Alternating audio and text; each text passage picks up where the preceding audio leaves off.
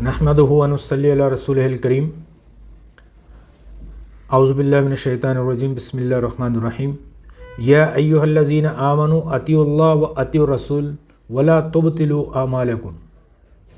दोस्तों, आज के हमारे इस वीडियो का मकसद ये है कि पिछले चंद दिन पहले सियालकोट में एक बड़ा ख़तरनाक वाक़या पेश आया। आज मैं चाह रहा हूँ कि उस पर अपना मौक़िफ़ भी दूँ और उसके बारे में कुछ हिडन पॉइंट्स हैं उसको भी सामने लाया जाए। सबसे पहले तो इस बात से कतई नज़र कि उस शख्स ने, वो श्रीलंकन मैनेजर ने, कोई तौहीन रिसालत या तौहीन मज़हब का मर्तकब हुआ या नहीं हुआ, उस पर हम बात नहीं करते, ना ही हम उस पर बात कर सकते हैं, क्योंकि ये एक कानूनी पेचीदगियाँ हैं इसमें। इसको जब कोर्ट में लाया जाएगा, गवाहान लाए जाएंगे, सब चीज़ें देखी जाएंगी, तब पता चलेगा कि उसने क्या किया या नहीं किया। लेकिन आज की हमारी इस वीडियो का मौजू है कि मॉब का जो रिएक्शन, पीपल रिएक्शन, लोगों का जो रिएक्शन था वो क्या था, इस्लाम उसके बारे में क्या कहता है। मैं सिंपली चंद अल्फाज में अपना मौक़िफ़ देना चाहूँगा कि इस्लाम वाज़े तौर पर नंबर 1, इस्लाम सलामती का मज़हब है। इस्लाम वर्ड से ही जो सामने है कि इस्लाम सलामती, मतलब हम जब इस्लाम कबूल करते हैं, कोई भी शख्स जब इस्लाम कबूल करता है तो वो अमन में आ जाता है, और ना सिर्फ वो ख़ुद अमन में आता है बल्कि दूसरे लोग भी उससे अमन में आ जाते हैं। इस्लाम वर्ड सलामा के मतलब सलामती, सलामती मीन्स हम भी अमन में आ गए और हमारी वजह से दूसरे लोग यानी मुआशरा भी जो है वो सलामती में आ जाएगा। नंबर 2, इस्लाम की सबसे अहम जो तालीमात हैं वो ये हैं कि कानून का एहतराम किया जाए, यानी लोगों को अपनी मर्ज़ी या कानून को हाथ में लेने का कोई इख्तियार नहीं है किसी हवाले से भी।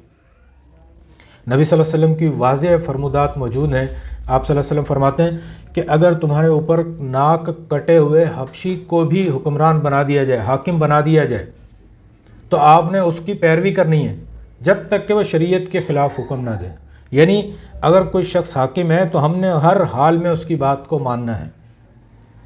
इसके अलावा हम देखें नबी सल्लल्लाहु अलैहि वसल्लम की सीरत के पूरे जो वाक़यात हैं वो हमें इस बात की गवाही देते हैं कि हमने कानून का एहतराम करना है। जैसे हम देखते हैं नबी सल्लल्लाहु अलैहि वसल्लम ने हुक्म दिया है कि आज से शराब हराम है, तो लोगों ने फ़ौरन जो है वो शराब के मटके जो है वो रोडों पर बहा दिए, तोड़ दी, किसी ने शराब नहीं पी। नबी सल्लल्लाहु अलैहि वसल्लम ने और जैसे भी ये अहकामात दिए, फ़ौरन लोगों ने जो है वो उस पर अमल करना शुरू कर दिया। यानी आप सल्लल्लाहु अलैहि वसल्लम ने पर्दे का हुक्म दिया, लोगों ने, औरतों ने अपने बिस्तर की चादरें काट काट कर अपने चादरें बना ली ओढ़ने के लिए। यानी किसी ने ये नहीं कहा कि हम कल देखेंगे, बाद में देखेंगे, फिर करते हैं, यह इसके ऊपर एहतराम नहीं किया। फ़ौरन कानून का एहतराम जो है वो लोगों ने करना शुरू कर दिया।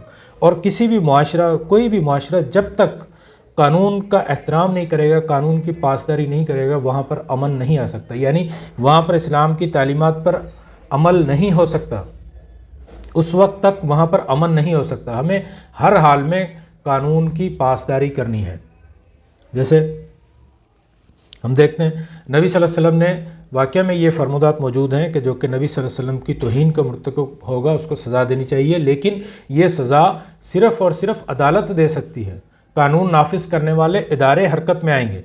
तो हमारा फ़र्ज़ सिर्फ यह है कि हम अगर कहीं पर ये चीज़ें देखते हैं कि किसी ने तौहीन रिसालत, तौहीन मज़हब का मुर्तकब हुआ है, तो हमने फ़ौरन जो है जाकर मुतल्लिका इदारों को इतला देनी है कि आप फ़लाँ जगह पर फ़लाँ शख्स ये हरकत कर रहा है, तो आप जाके उसको रोकें। फिर मुतल्लिका इदारे जो हैं वो उसको पकड़ेंगे, उसके ख़िलाफ़ कानूनी कार्रवाई होगी, जो उसने हरकत की है, जैसी भी की है, एज़ पर रूल उसकी सज़ा दी जाएगी। नंबर 1 कि हमें कानून हाथ में नहीं लेना चाहिए, इस्लाम इसकी कहीं पर भी कोई इजाज़त नहीं देता। नंबर 2, हमारा एक मीडिया का भी रोल है। इससे पहले जितने वाक़यात हुए, मुख्तलिफ कानून जब तोड़ा जाता है तो उस पर मुजरिम पकड़े जाते हैं, तो उनकी मीडिया वो ख़बर तो देता है कि ये फ़लाँ शख्स ने ये कर दिया, ये कर दिया, ये हो गया, वहाँ पर ये हादसा हो गया, लेकिन उसके बाद उसका फॉलोअप नहीं होता। अवाम को पता ही नहीं चलता कि उसको क्या सज़ा दी गई। तो मीडिया के लिए भी मेरी ये गुजारिश है कि आप उसकी सज़ाएँ भी जो है, जब उनको अदालत उसका ट्रायल करती है, उसका डिसीजन होता है, उसको सज़ा दी जाती है, तो वो सज़ाएँ भी बताई जाएँ, ताकि लोगों के अंदर एक खौफ भी पैदा हो, एक डर पैदा हो कि ब्रीच ऑफ लॉ, अगर कानून को हम तोड़ते हैं तो फिर हमें क्या सज़ा मिलेगी। नंबर 3, کہ لوگوں نے ایسا کیوں کیا. میں جہاں تک میری ذاتی رائے ہے کہ یہ سارے لوگوں کو اتنی سمجھ ہے کہ اگر ہم کسی کو ماریں گے تو یقیناً ہمیں سزا ملے گی، ہمارا معاشرہ سزا دے گا. اس سے پہلے بھی ہوا ہے، لیکن ہمارے درمیان اس وقت ایک عام طور پر لوگوں میں ایک ہجان کی کیفیت پیدا ہو چکی ہے. ہجان مطلب کہ لوگ اتنے پریشان ہیں، کہیں مہنگائی کی وجہ سے پریشان ہیں، کہیں اور دوسرے بہت سارے مسائل ہیں، جیسے لائٹ کا مسئلہ، گیس کا مسئلہ، پولوشن کا مسئلہ، کوئی سیاسی معاملات ہیں، کچھ اور گھریلو ناچاکیاں. ان سب کی وجہ سے ہمارے اندر ایک غصہ اور ایک ایجیٹیشن پیدا ہو چکی ہے. تو لوگ اس کو نکالنے کا بہانہ ڈھونڈتے ہیں، اور یہ ایک انسانی فطرت بھی ہے کہ جب اس میں ایسی کیفیت پیدا ہو جائیں تو پھر اس کو کوئی نہ کوئی جہاں پر بھی بہانہ ملے تو وہ اس کو نکالتا ہے. جیسے ہم دیکھتے ہیں کہ یورپ وغیرہ میں، امریکہ میں اکثر کیا ہوتا ہے کہ اسکول میں فائرنگ کر دی، اتنے لوگوں کو مار دیا، بس جو ہے، گاڑی جو ہے وہ لوگوں پر چڑھا دی، چاقو سے وار کر دیا. تو یہ ساری کیا چیزیں ہیں؟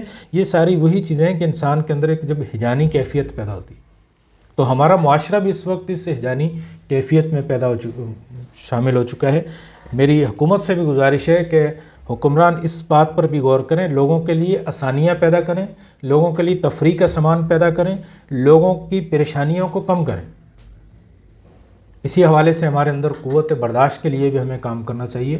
اور جو ہمارے اساتذہ اکرام ہیں ان سے بھی میری گزارش ہے کہ وہ اپنے کالج میں، اسکول میں، یونیورسٹی میں، اپنے اداروں میں لوگوں کی تربیت پر جو ہے وہ خصوصی توجہ دیں، اسٹوڈنٹس کی تربیت پہ توجہ دیں، اور خصوصاً اس بات کو جو ہے وہ ڈسکشن میں لے کر آئیں کہ اسلام قانون کی پابندی سکھاتا ہے. Thank you very much. اس واقعے پر مجھے بہت افسوس ہے، ایسا ہونا نہیں چاہیے تھا. اس کی ہم پرزور مذمت کرتے ہیں. تمام اسلامی تنظیمیں بھی، تمام لوگ بھی، تمام باشعور لوگ بھی اس کی مذمت کر چکے ہیں. ہم بھی اس کی مذمت کرتے ہیں. ایسے واقعات نہیں ہونے چاہیے. تھینک یو ویری مچ. السلام علیکم.